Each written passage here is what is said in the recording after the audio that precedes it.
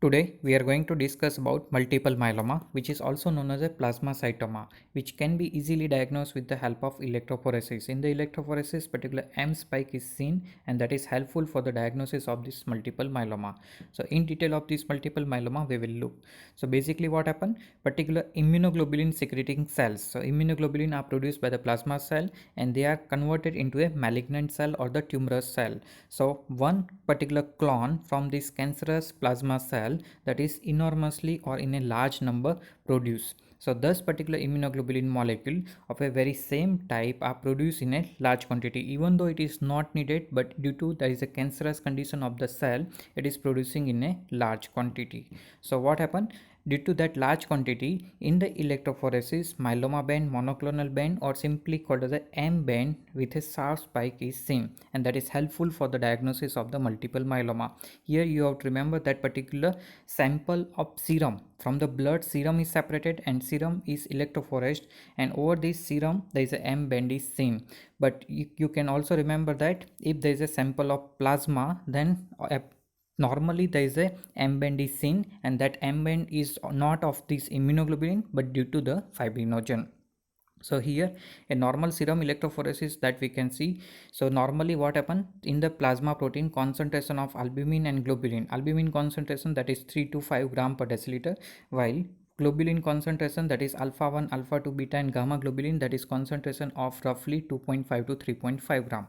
So there is a sharp spike of the albumin, but if multiple myeloma in between beta and gamma region there is a spike will be seen, and that is helpful for the diagnosis of the multiple myeloma. So here you can see that M spike, and that is indicating of the multiple myeloma. Again you have to remember it is a serum sample.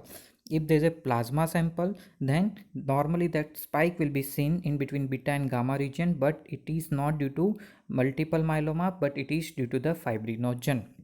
So that care should be taken. Further, in this multiple myeloma, it characterized by the paraproteinemia, anemia, as well as lytic bone lesion. There is a particular bones are affected in this multiple myeloma. Further, proteinuria is also seen. Bone marrow examination reveals large number of malignant plasma cell, and this plasma cell is secreting or producing excessive number of unnecessary immunoglobulin.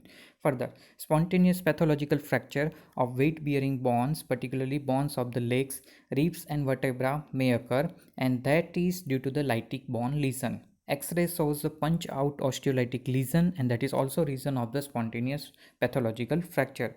Hypocalcemia as well as hypercalciuria are common feature of this multiple myeloma. Sometimes raised beta 2 microglobulin is another feature of the multiple myeloma.